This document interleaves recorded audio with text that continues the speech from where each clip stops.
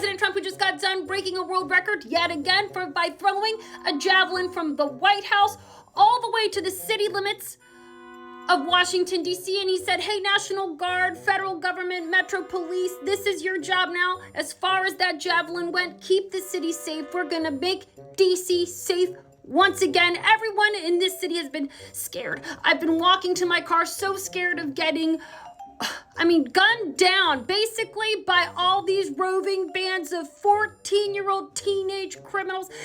All were sent here by Barack Hussein Obama and obviously Joe Biden. Look at these charts, okay? This should alarm everyone. As you can see, Washington, D.C. towers over the crime rate of every other major city like Bogota, Colombia, Lima, Peru, and then we've got Mexico City.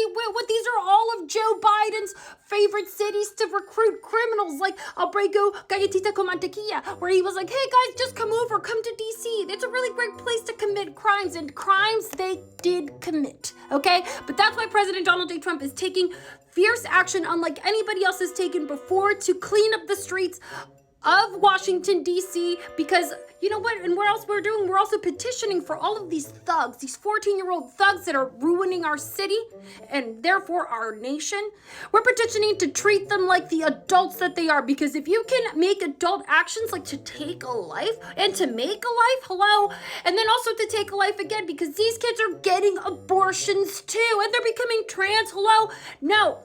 You're not going to do that unless you're an adult. So we're petitioning to move the age of consent from 18 to 14 so then you can be tried like the adult that you are. Because we've been trying to get our hands on these 14, 15, and 16, and 17-year-olds, but unfortunately the Trump administration just hasn't been able to get our hands on them legally.